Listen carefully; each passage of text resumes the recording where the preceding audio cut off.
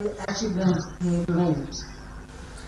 So now we graduated as LDC in 2021.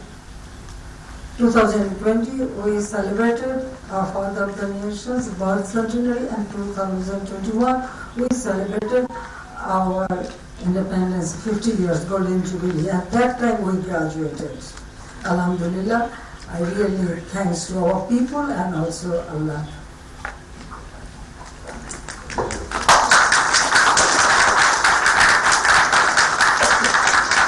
Dear friends, Bangladesh has made impressive progress in almost all socio-economic fields.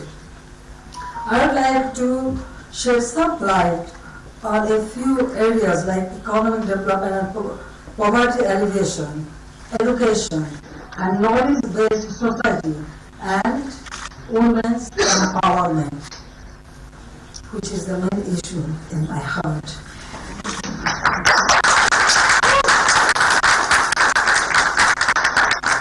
Bangladesh is now the world's 35th largest economy with a GDP of $460.75 billion.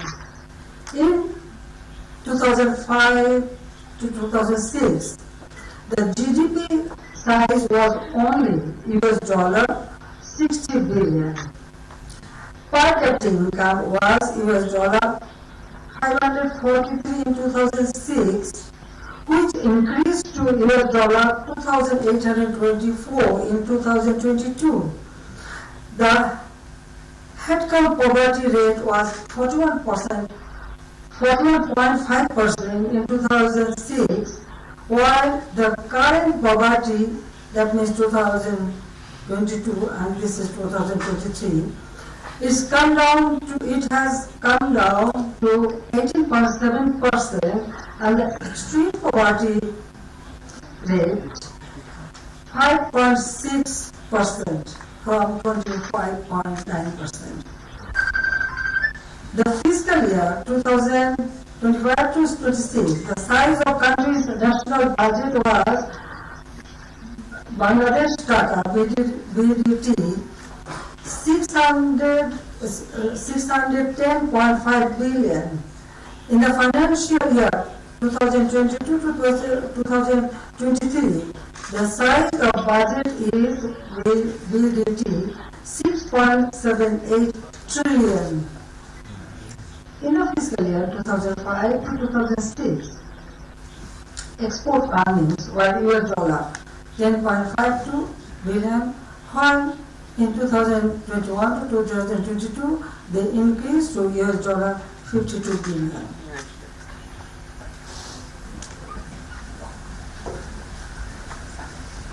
Bangladesh's economy grew at an average of 6.5% over the past 1.5 decades.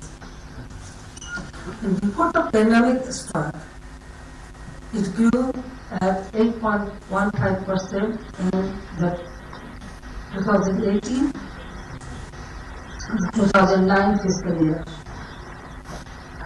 We have made impressive gain in food security, free and affordable housing, community healthcare, compulsory primary education, women's empowerment, financial inclusion, digital services, access to electricity, disaster preparedness, and climate adaptation. I have introduced a scheme named Ashrayam, means shelter, through which semi-paka houses are being built and distributed among landless and homeless people at no cost. The total number of landless and homeless families in the country is 885,622. So far, we have built and distributed houses among 555,228 families. Not only that, but arrangements for their livelihoods have been made through income generating training and providing them with interest-free loan. The ownership of the houses was given to both the husband and wives of the families. And this is an interesting thing, that in case of any dispute, wives would get priority over the husbands.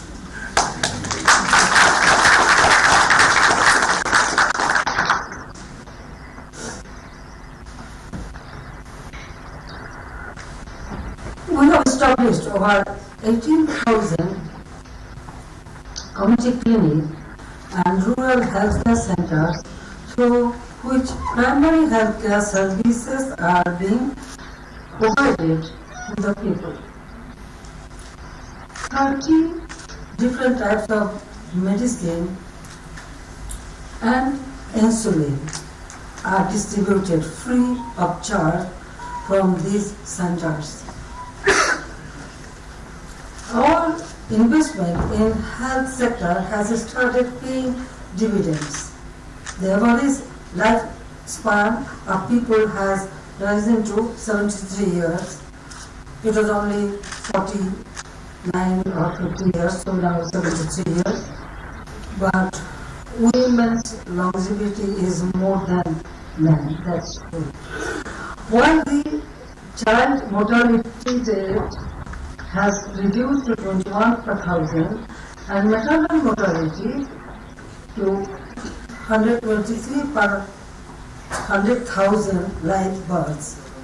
The villages of Bangladesh are being turned into town by reaching urban facilities in every nook and cranny of the country. All villagers are connected with nearby town through metal roads. 100% of the households were brought under electricity coverage last year. Broadband internet Wi-Fi connection service was available in rural areas. The number of mobile phone subscribers is over 176 million in a country of 170 million people. You may ask that why it is more than population. Actually, usually people use mobile phone, not only one. Some people use 1, 2, 3, so many. That's why it is the same. We counted that it is 176.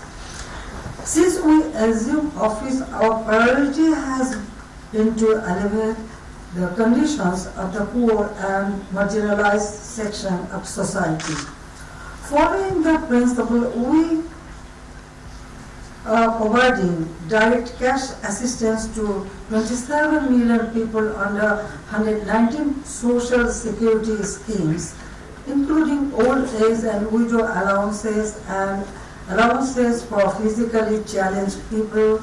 Allocation for the social security sector increased to Bangladesh Taka 1.13 trillion at present from 138.45 billion in 2008 to 2009. Some 5 million people who are poor and unable to work are being given 30 kg of rice free of charge every month, and another 5 million people are being given rice at a subsidized price.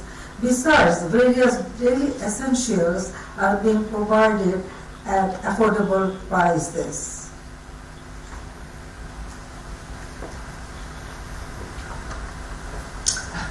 Dear students, without an education, population, without an educated population, no nation can prosper. So, since assuming office, our government has laid the utmost priority on education.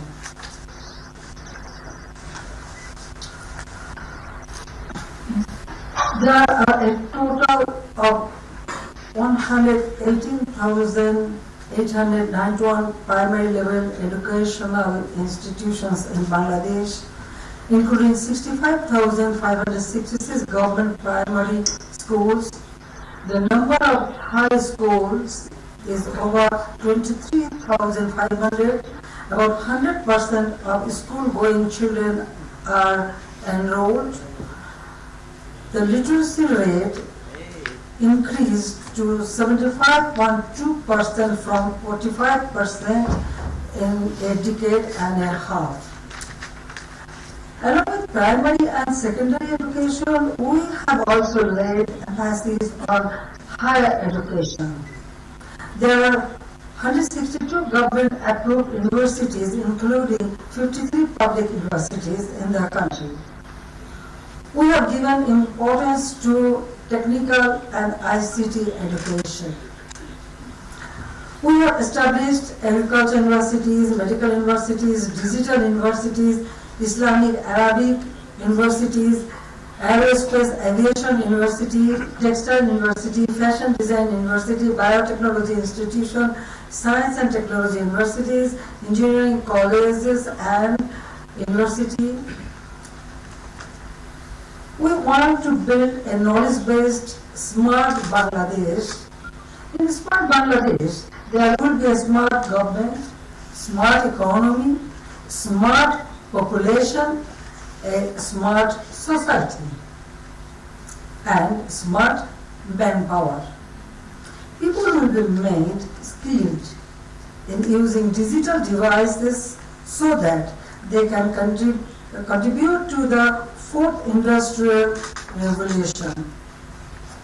The purpose of Smart Bangladesh is to keep pace with the changing world and use digital devices in all areas of education, health, agriculture, industrial production, business and trade. To achieve the goals, we are setting up digital labs in all educational institutions from primary level to tertiary level, from primary to higher education. Computer training and incubation center and high-tech parks are being established throughout the country. Skilled manpower is being built through training in artificial intelligence. We have passed an act to establish a nanotechnology institution. We use of digital devices technology has created the use of digital devices or technology has created vast employment opportunity for women in our society. It's not only women, men and women both, especially for younger generation, for freelancer, as a freelancer also. Women are getting training and employment opportunities in all areas. We are giving a special training to the women in the village level so that they can also become expert for using this digital device and technology. Dear audience, Bangladesh has the fourth largest Muslim population in the world, with over 91% Muslims.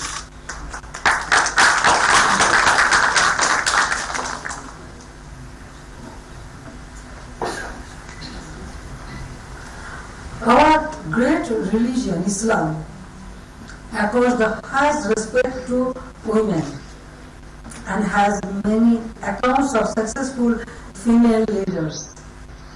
We must have women access. The Islamic world hold half the sky along with their male counterparts. Hazrat Khadija was a martyr and the first to accept Islam. We should not forget that, especially our main society should not forget it. No male member, have this courage. It is only one woman. She come forward, stand by our Prophet, and adapt Islam. And with all her, efforts, all the money, everything she spent for Islam. This we should not forget. Our women's rights pioneer. She is our pioneer. Begum Ruqayya Shakawat Hussain wrote Sultana's dream in 1905 about a land where women were in leadership position in every sphere. She was the first Muslim woman who was in our part, in our country, I mean in the subcontinent. She started and pioneering education for Muslim girls. So it was her dream. We gave priority to women's education. After a decade's efforts, we now rank the highest in South Asia in reducing gender disparity. We made girls' education free up to the 12th grade. Free books are distributed for all students from pre-primary to secondary level every year. It is for all, girls, boys and girls, for everybody. Girls students are given a monthly stipend to meet their daily expenses. We have gender parity in favor of our girls in our primary and secondary education. Our female labor participation is higher than that of our regional neighbors. We are among the world's top 10 nations for women's political empowerment. Bangladesh is perhaps the only country where the Prime Minister,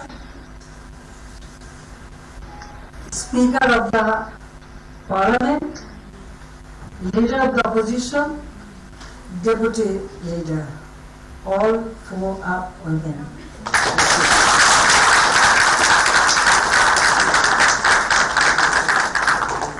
No, I think our members should not. But you should consider, a woman means a mother, sister, mother, always look after everybody, whole family, right? But we have, of course, we have very capable parliament member, no doubt about it. But they elected us. You must think about it. Yes, they elected us. We have 33% reserved seats for our women in the local government bodies.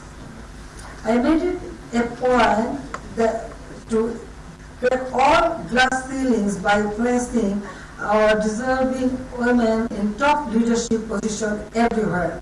I feel proud to see our girls emerging as South Asian social champions, scaling the Mount Everest and serving as combat aircraft pilots in UN peacekeeping missions.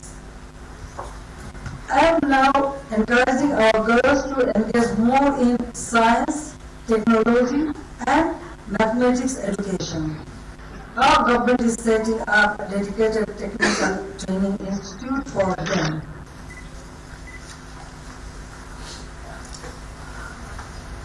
We are grooming rural young women to allow them to work as digital freelancers from home. I have given instruction this year to find ways to include women's household work in our national GDP. I hope to see Bangladesh set a precedent in this. We must work together to end all forms of discrimination against women and girls. And about freelancer, I want to mention that we have a program, Learning and Earning. So we give training to all young generation. And also we have a startup program, we have youth program. So they are both, girls, boys, they are getting training, and this freelancing also we recommended that, and they can register and they are earning money, they in sitting in the house. All our young generation, male, female, both. I would like to share a few suggestions for future leaders from my life's experience and struggles. First, represent a value. Second, remain focused on your vision. Third, make concrete plans to realize your vision. Fourth, lead by example and be the change maker.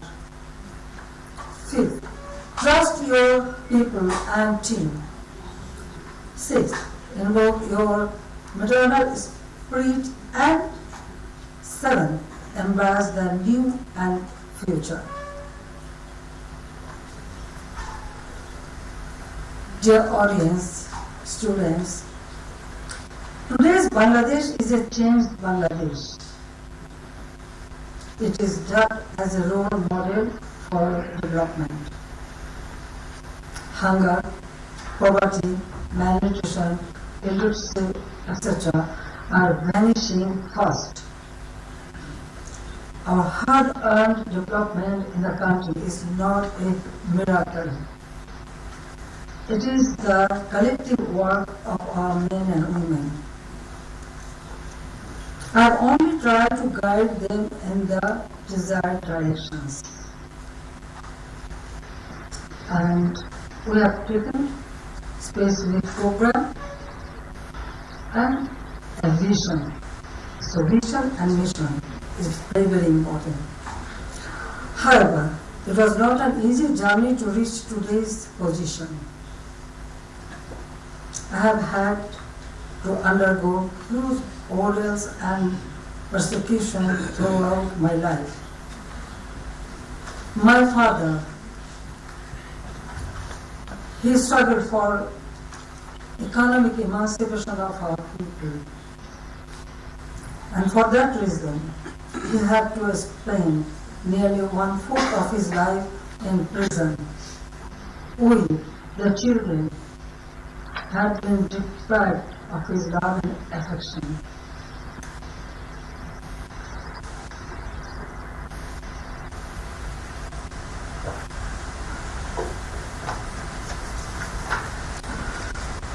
Within 3.5 years of independence, the founder of the country, my father, Ekushey, was assassinated, along with my mother, my 3 brothers, all of them were younger than me,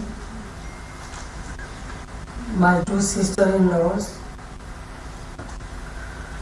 My younger brother was only 20 years old, along with other about 18 members of my family. Everybody is assassinated, 15th August 1975. Even my uncle, my cousin, my siblings, many of them.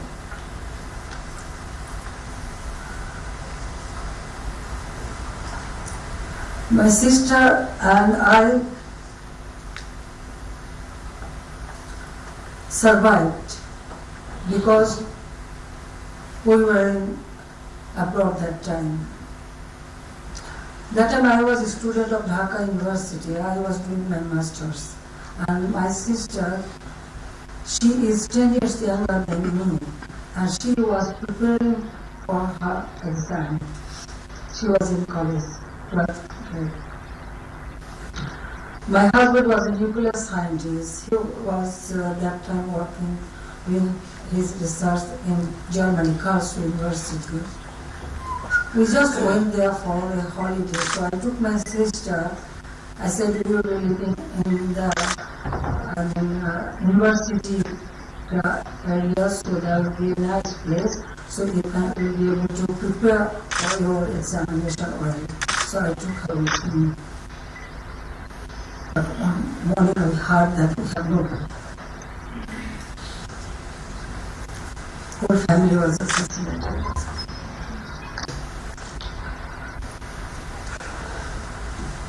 So my sister and I had to live a refugee life for 6 years.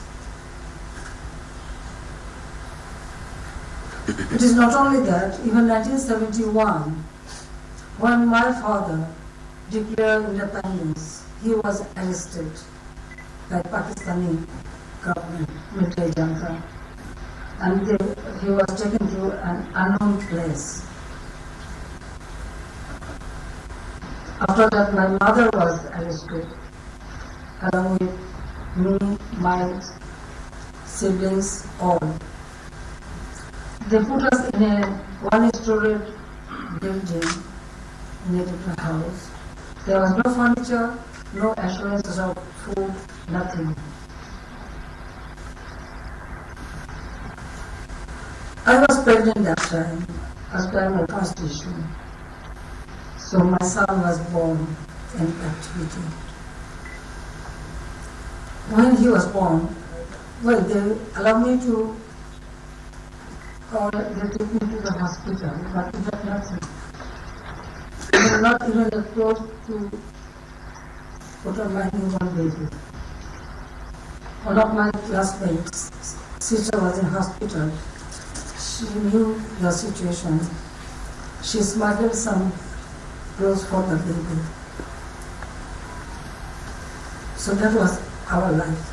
And after that, the 75. 75, we two sisters and my two kids. We have to live abroad, just as a refugee.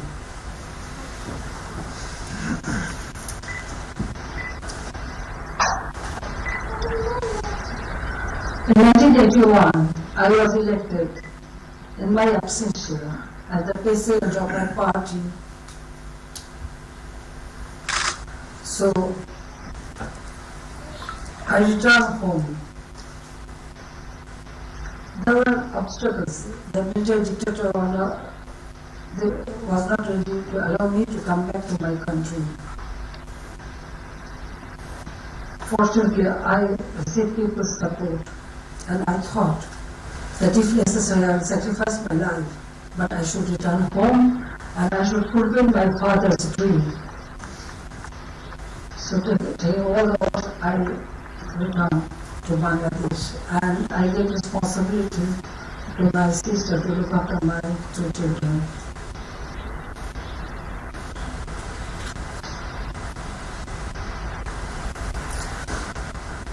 Yes, I came back home. I came home with a place to materialize my father's dream of a poverty, hunger, and illiteracy-free, prosperous Bangladesh, which was my father's dream.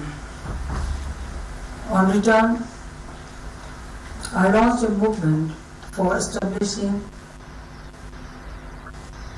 democracy and for our people,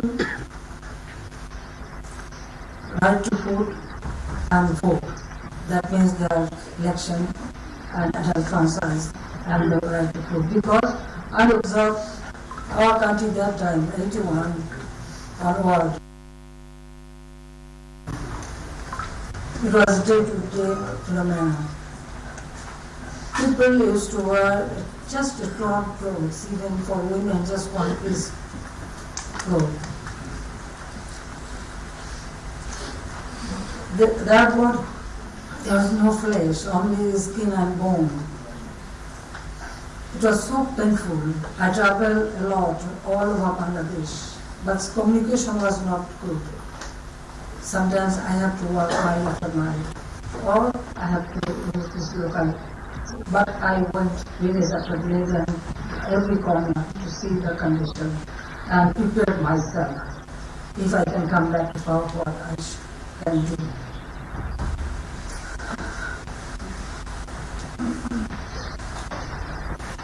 So it was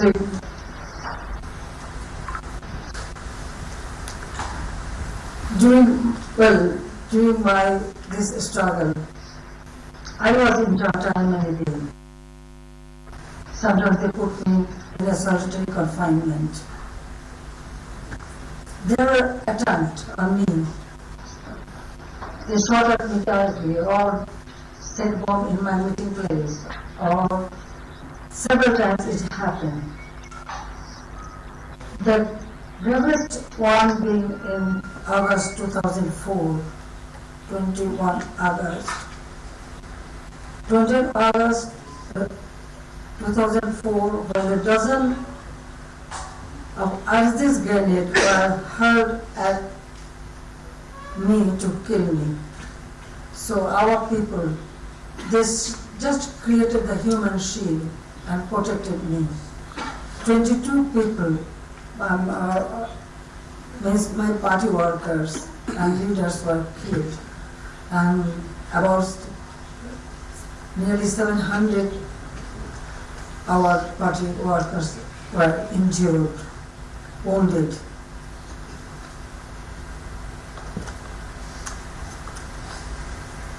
But they couldn't stop me. Braving all the odds, I continued my struggle only to change the fates of my countrymen. And I shall continue to do so as long as I live. We reduced our poverty, extreme poverty 5.6%. Inshallah, we will reduce more. There will be no extreme poverty. No one will be landless. No one will be homeless. Or everybody will get their food, clothing, education, and everything. That is our aim, and inshallah we will do it. I will do it.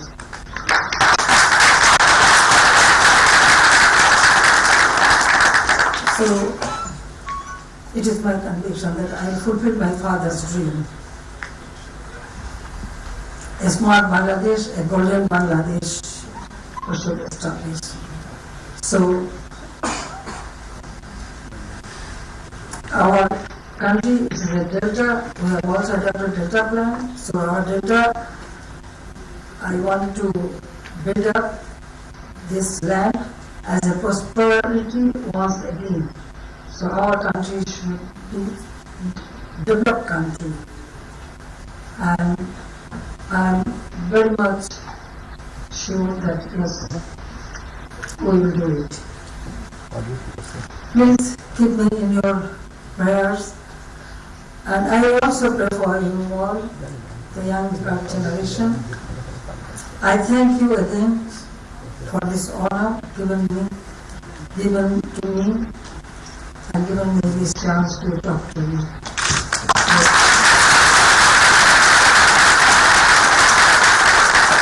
Thank you very much.